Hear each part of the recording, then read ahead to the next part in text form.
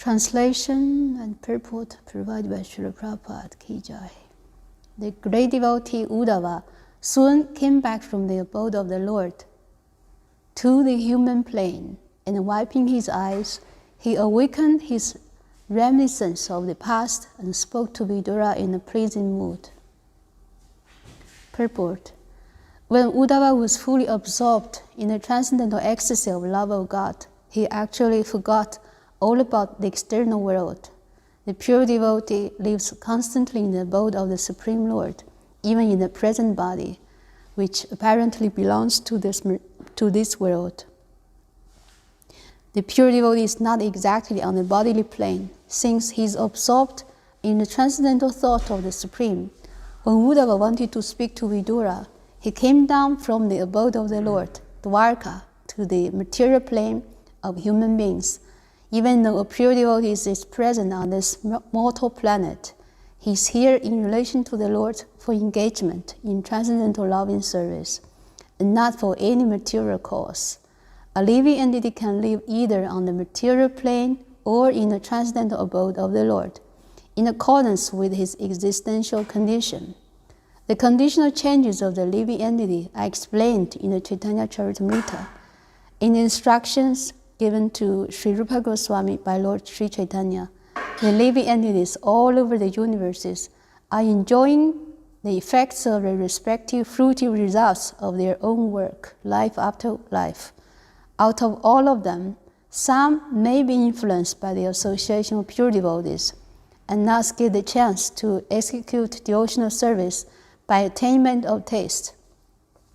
This taste is the seed of devotional service, and one who is fortunate enough to have received such a seed is advised to sow it in the core of his heart. As one cultivates a seed by pouring water to fructify it, the seed of devotional service sown in the heart of the devotee may be cultured by pouring water in the form of hearing and chanting of the holy name and pastimes of the Lord. The creeper of devotional service, so nourished, gradually grows, and the devotees, acting as a gardener, goes on pouring the water of constant hearing and chanting. The creeper of devotional service gradually grows so high that it passes through the entire material universe and enters into the spiritual sky, growing still higher and higher until it reaches the planet Goloka Vrindavan. The devotee gardener is in touch with the abode of the Lord, even from the material plane, by dint of performing devotional service to the Lord, simply by hearing and chanting. As a creeper takes shelter of another, stronger tree, similarly the creeper of devotional service, nourished by the devotee, takes shelter of the lotus feet of the Lord, and thus becomes fixed. When the creeper is fixed, then the fruit of the creeper comes into existence, and the gardener who nourished it is able to enjoy this fruit of love, and his life becomes successful. That Uddhava attained this stage is evident from his dealings.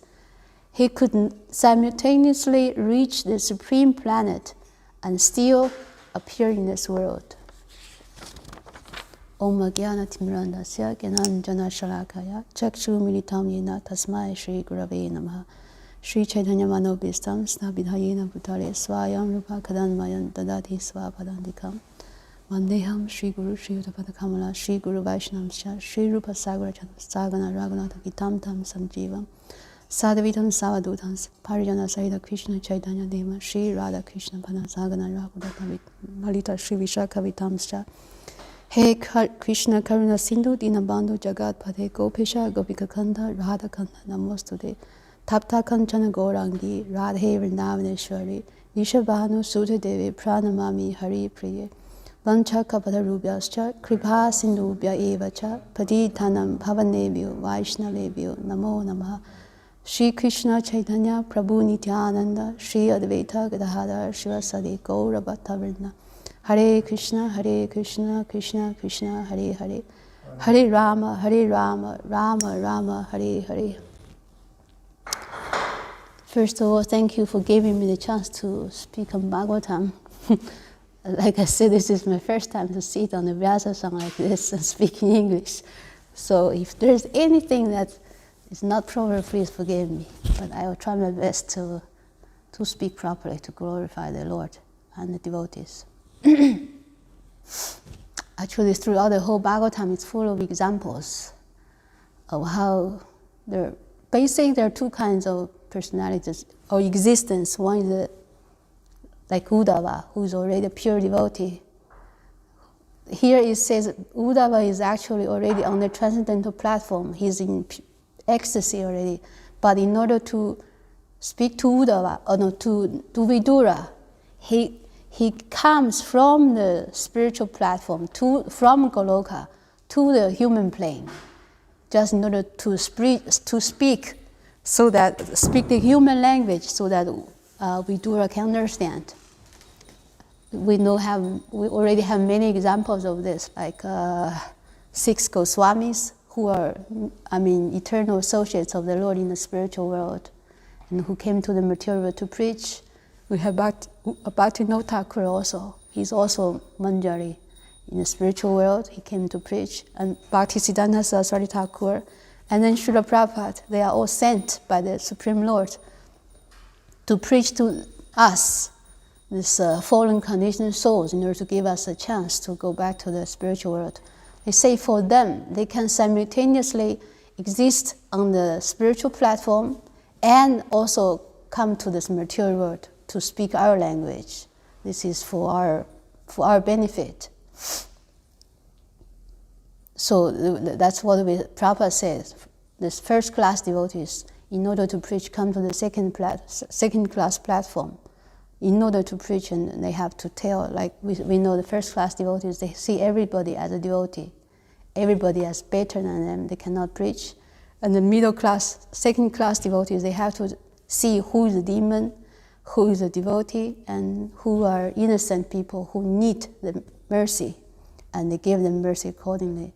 And the third-class devotees, they only see Krishna, they only see Guru, nothing else. They don't know that's why we don't know how to deal with devotees properly, because many of us are still on the third platform, near-fat devotees. We always quarrel with other devotees. Even with the devotee, we don't know how to, be with them, how to speak to them, how to treat them properly, especially family members. Because the nature is most close to, when you are with the close ones, you're most natural to who you are.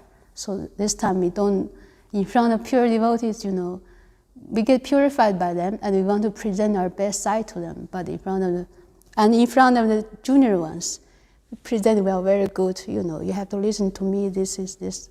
So we present ourselves very good, but in the equal ones, especially the family members, you can see everything, our real face. So, let's see. Here, so we are talking about this Uddhava who is already on a pure platform, but then he comes to preach to us, and these are the pure devotees. Like we always say, like the material is like a hospital. Hospital are usually 2 kinds of people, 3 kinds of people actually. First one is the doctor, who knows everything. Second one is a nurse. Nurse, I guess, is more like our spiritual masters. And the doctor is Prabhupada, the pure ones who give the pure knowledge. Doctors can diagnose what is your disease and this give you diagnose and give you prescription.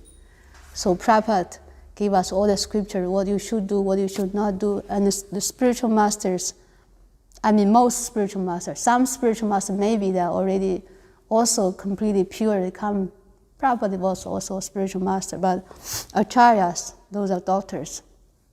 And our present gurus, they're more like nurses who come to take care of us. Also, they're senior devotees, authorities, temple presidents, senior devotees who come to take care of us, to nourish us spiritually in our daily life.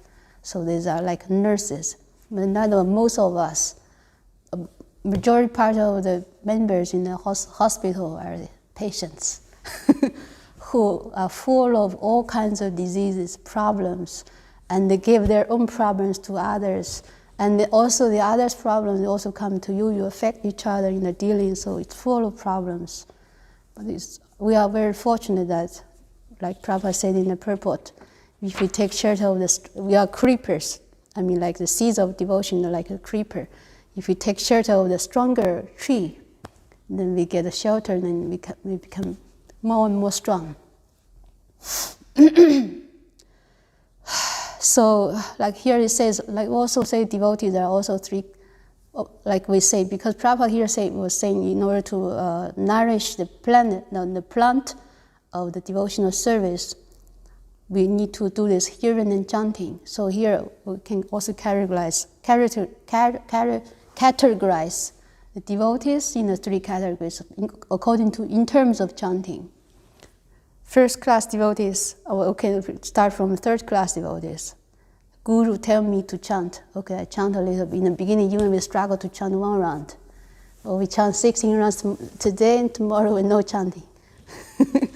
When we live in the temple, we chant some rounds. When we go out of the temple, cannot chant, no taste. These are typical, we say, neophyte devotees who still need to develop some taste. Second class devotees, they say they chant constantly. Or they chant like properly. But first class devotees, what are the symptoms? What is the first class devotees chanting? In terms of chanting, symptom.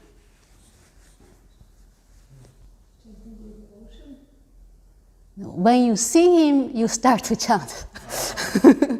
Lord Chaitanya Mahaprabhu was a typical example. Everywhere he goes, even the animals start to chant. Everybody starts. It's the first class. When you see him, you feel like chanting. You completely purified just by the presence himself. I remember I used to read one story of Indradumna Maharaj. That was after 9/11, this accident. 9/11, you know, this New York, the tower. Yeah. So he said that, that time the whole world was full of fear and anxiety, especially fear. And he was going from one place to another. He was on a flight. He said just next to him was a lady who was full of very much fearful and shaking all the time. And Maharaj was just there chanting peacefully. So Maharaj she asked him why are you so peaceful? It's because I'm chanting the name of the Lord. You can also chant with me. And then she started to chant, and then she became peaceful. You know why she was so fearful? Because the previous flight there was one hijack. Is it called hijack? Mm-hmm. People come to to rob people or something. So, and this air hostesses asked her to not speak to others because otherwise people would be scared. So she couldn't say anything, and she was shaking. But then Maharaj pacified him by his presence and chanting. And then he said, and she became completely peaceful after that. And then when the flight landed, and he was walking out, and then one couple came over, and she told this Maharaj next to him. He also told Maharaj, actually, when I saw you, I was praying to God that I could sit next to you. Did she become a devotee also? That I don't know later. And later, another couple, or when he was just walking, another couple came over. He said, "Thank you for your presence in the flight." Mm-hmm. And then he walked. He went to went to see his son, and he took his son to the temple. So on the way, his son decided to buy some vegetables for the temple donation. So Maharaj was just like on the path. He was just walking back and forth and chanting from a little distant from the owner of the vegetables. And the son was buying vegetables, and the son came back with a whole, load of vegetables, and came to tell him, his Maharaj, as his father. He said that lady said when she was seeing you walking back and forth and chanting, she said this world needs more people like him. So she actually donated all the vegetables to him. They didn't have to pay anything. Just by his presence, because he was just walking back and forth and chanting a little bit distance away. But this exists in the presence of great devotee. Just by his presence, the whole world get purified. People when see him, they get purified, they become peaceful again. This is really what we aspire for. So it actually, in the devotional life, it is very important to know who we are or where we are. We are neophyte or second, madhyam or uttama, far away from uttama, far away from madhyam even, maybe, many, many times. We still have many, many new devotee symptoms. We still have many material desires, lots of material contaminations, full of struggles, full of problems, full of difficulties, full of sufferings. We are dealing with all kinds of problems every day. So but then you can, so at this time you see Uddhava, he was already on the pure platform. And he was just in order to speak to Vidura, he came down from the transcendental platform, from Goloka, from the abode of the Lord Dwarka to the material and to speak to the material platform to speak human language for us to understand. For them, he said he can simultaneously be present. He could simultaneously reach the supreme planet and still appear in this world. But for us, we are just looking at them as something that is too far from us. Even Krishna. About to speak of Krishna, of course. Anyway, so it's important to know where we are and how much distance we are from that transcendental platform. And many people, many devotees, especially when they start to practice, we don't know how to. Oh my God, time is over soon. I need to be fast. Yeah. Okay, anyway. So I just gave some basic points. Basically, I'm saying usually if we know our distance, many people are saying, I'm like this. But many people in the beginning are kind of fanatic because of immaturity. Cannot do this, cannot do that, should do this, should do that. Very stiff, especially many people when they come back home, they tell their mother, you know what we say, you're not the body, you're not my mother, this kind of thing. Throw out the meat, otherwise you'll never come back home again, this kind of things. But many others say, I'm like this, then you cannot expect me to, I don't like her. Why do you want me to speak to her? I'm like this. Many people just say, I'm like this, but actually I remember Shivaram Maharaj once faced this problem. He said, no, this is not you. He said, this is me. So Maharaj said, no, this is not you. You are Satchit Ananda. That is real you. But many times, because we are still on the material platform, we're dealing with many problems, so we have to be true to ourselves. And then how to move towards that goal, like Uddhava. So usually, I think there are usually two aspects. One thing is, like I said, don't think identify myself completely with my present material nature and say, I'm like this, I'm satisfied with who I am. I cannot chant, I have no time, I have no taste. Just let me eat prasadam and I'm satisfied. I remember, and I don't know what is the situation here because I don't know, cannot hear anybody because of language. In China, it's very typical. People who are working, they say we have to maintain the balance between spiritual life and material life. And then whole life, and then with family members who are non-devotees. I remember Brijan Prabhu once was saying, he said, some people that whole life, they're saying balance, have to balance, until the end of their life, they're still trying to balance. And it's over. So this is very difficult. We have to move gradually, step by step, towards that goal. But another problem could be, there's one text in our school, I don't know if you have, there's one, like a fable, kind of, they tell you something moral story. You see, like somebody like farmer who was planting the crops.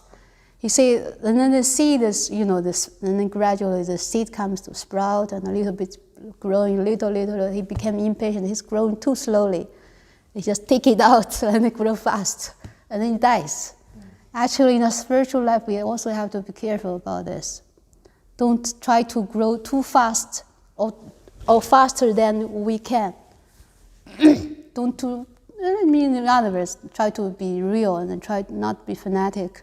Try to go step by step, but otherwise, if you go too fast, when you are not really there, for example, some people who are very much addicted to meat, for example, in the beginning, or they have What kind of example can we give?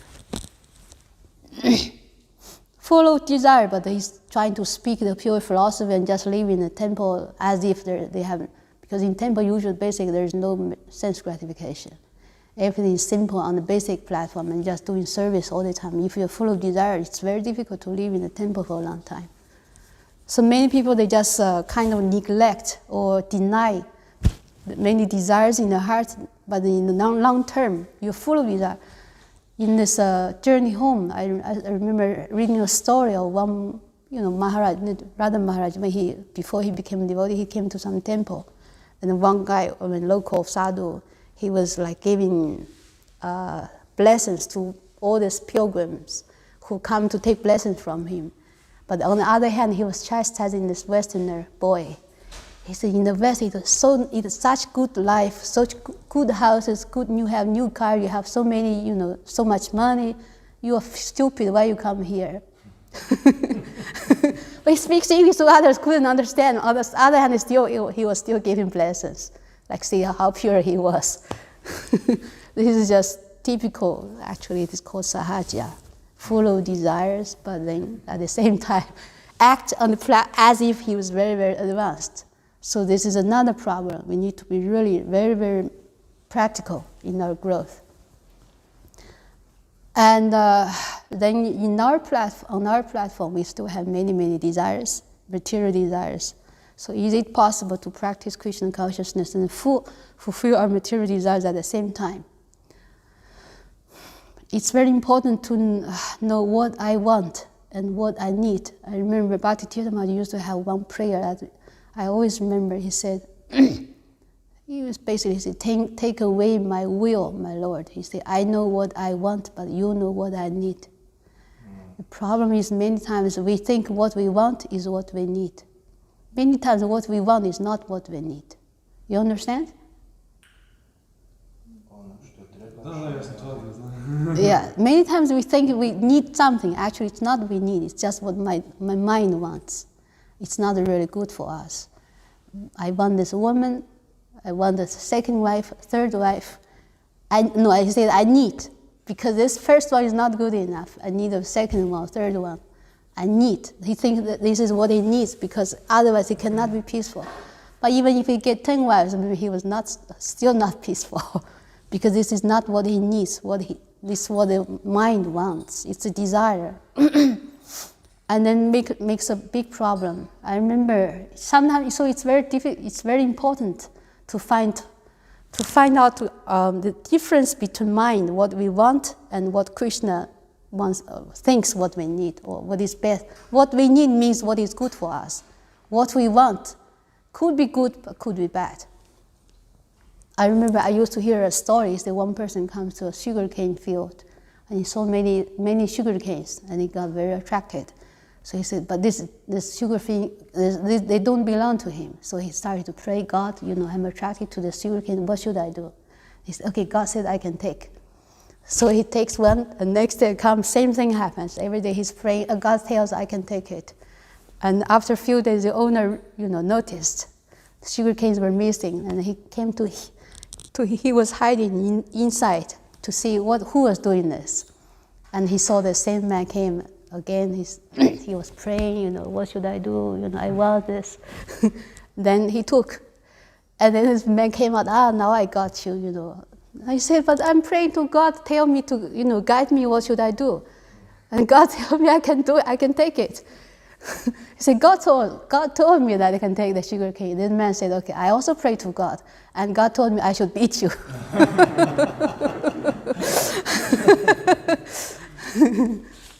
Okay, so it's very important to know what what is our mind and what is Krishna's will. Many times we can be bewildered by our own mind, and we don't know what is really what we need that is good for our spiritual life in the long run. Okay, I'll try to be fast. I'll make 2 more points, and the others I'll just forget it. If we have some desires, it's good, we can pray to Krishna.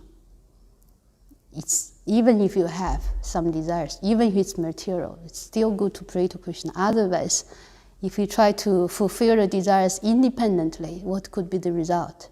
Especially if the desire is not so proper, we become degraded very easily. You lose your character, you lose all the good quality because you start to do something illegal or improper.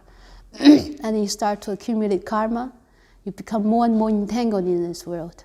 And it's very, very dangerous if we want to do it ourselves. We don't want to depend on Krishna because we know Krishna may not want this. So if we do it ourselves, then lots of bad things will happen. The result is inauspicious. But if we have this desire and I cannot get rid of the desire, so if we still practice Krishna consciousness very diligently, actually Krishna already promised in Bhagavad-gita, if one is exclusive devotee to me, to my devotional services, I will give what he lacks and preserve what he already has.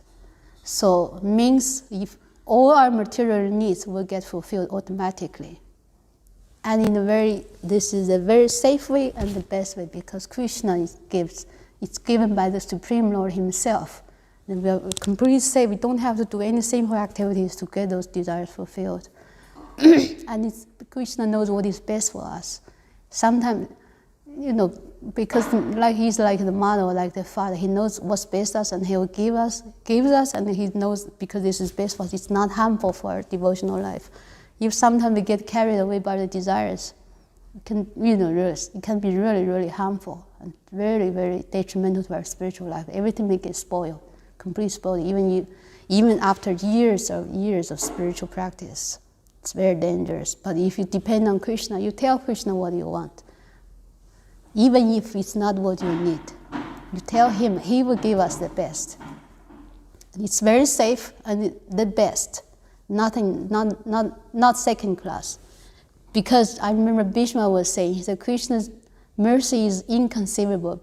He said that he loves everybody equally because everybody is equally. Because Krishna is equally affectionate to everybody. He gives everybody the best. It's not that he takes care of him more, he takes care of me less. So this is very important to know that. Okay, I'll stop now. I just gave one more point, just how to reach that, move towards that girl. Just 4 points. He said because if we want to make spiritual advancement, there are usually 2 things that is needed. One is personal endeavor, and the other one is to seek association. Prabhupada here in the purport say they seek the association of the pure devotees, of great devotees. So what's the personal endeavor about, especially about hearing and chanting? How to overcome the mediocre spiritual life, because many of us are just relaxed. Take it slowly, gradually, because everything is easy, especially if you live in Mayapur, live in the temple, everything is easy, comes easily. Every day you get prasadam, you have a place to sleep, and you do a little service and that was it. But if you want to go faster in spiritual life, usually they recommended 4 things. It's the first, how to increase the intensity of our spiritual life. First is quantity. Maybe try to chant more rounds.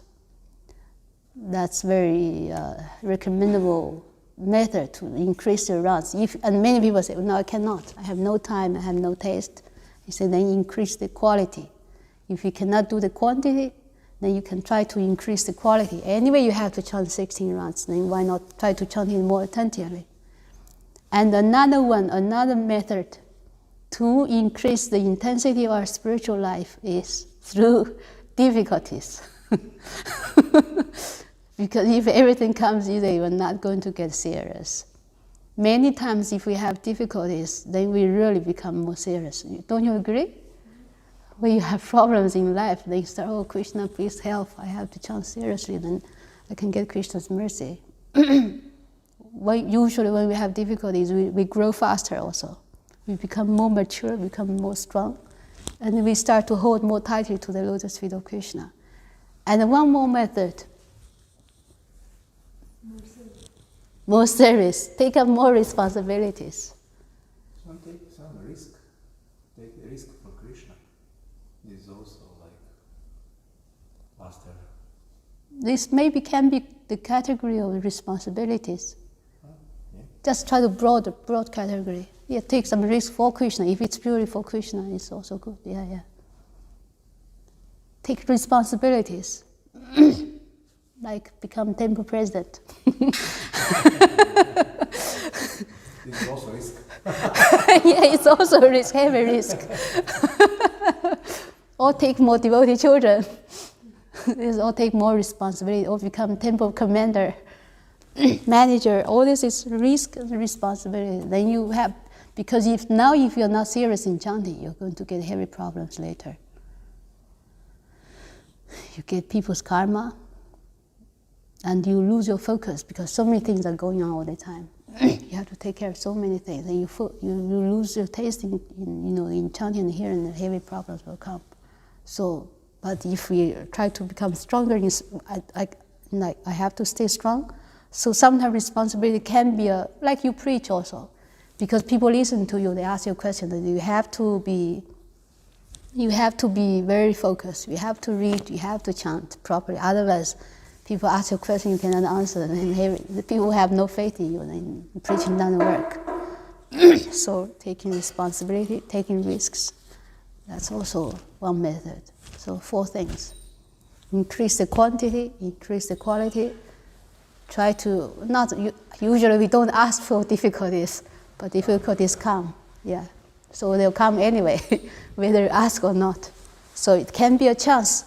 Many times when we have difficulty, we just, become completely exhausted or frustrated and disappointed and lose focus. But if we turn the other side, just change their mind, think these difficulties can be impetus for us to become more serious, then it's positive. And increase our responsibilities. This is personal endeavor, and of course another is to get mercy of the devotees and of Krishna. Okay, sorry, I'm taking too. It's 8:30 now.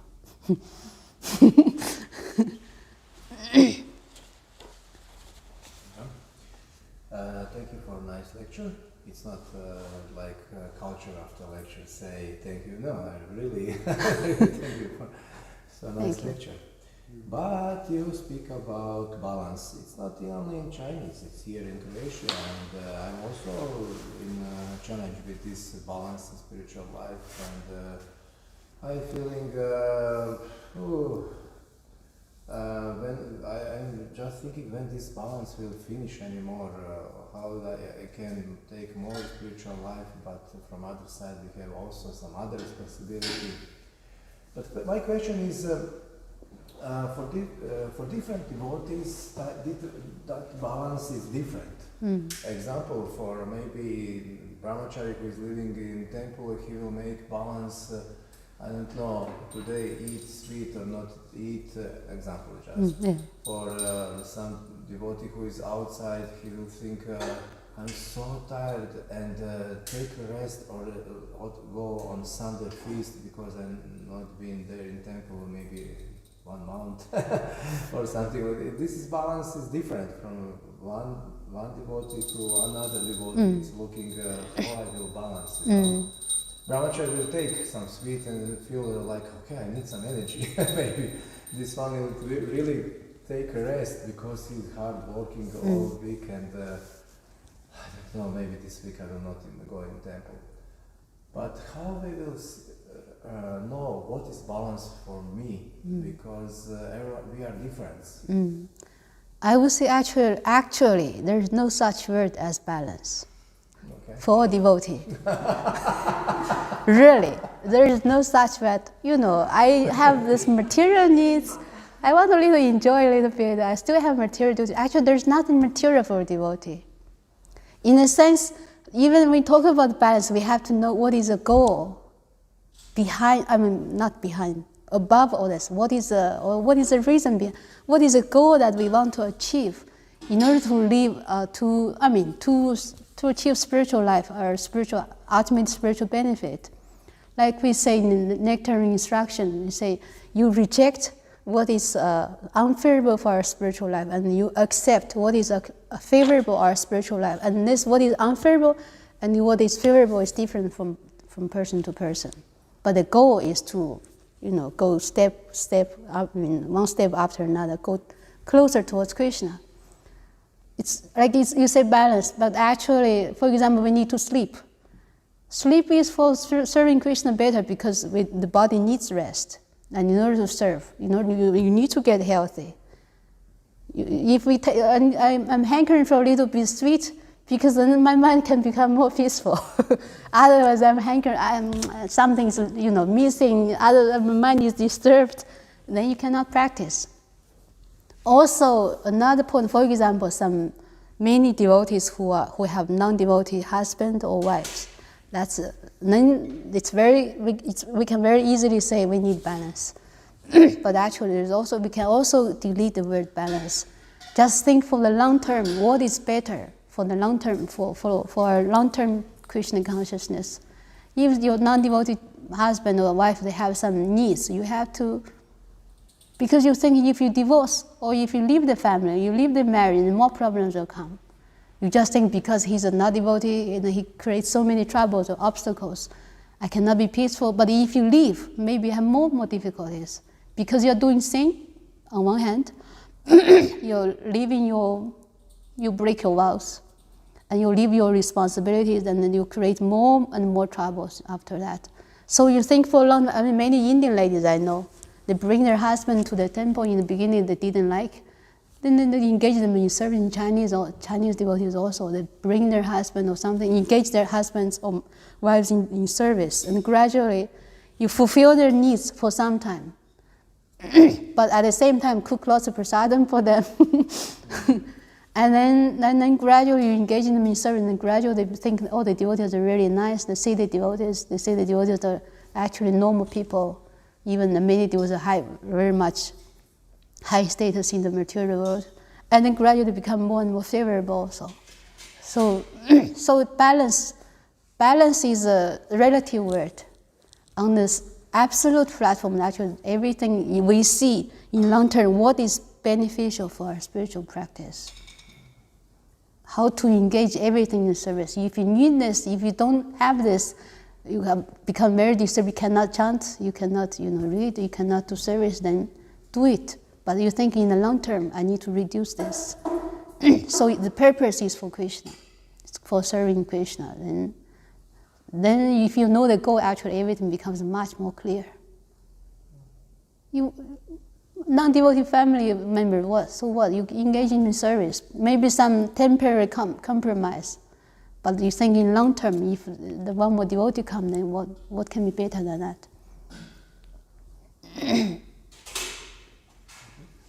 Answers your question? Yeah, of course. Thank you. There's no balance. Everything for Krishna.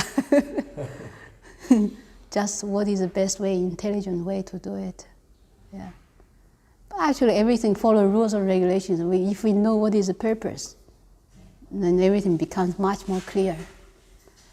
We think it's difficult because we think still we're separated too. We think this is something, this is Krishna. We want Krishna, we also want something else to enjoy ourselves. Then always fighting inside. It becomes very difficult. Okay. Rantharai Srimad Bhagavatam ki jai. Thank you.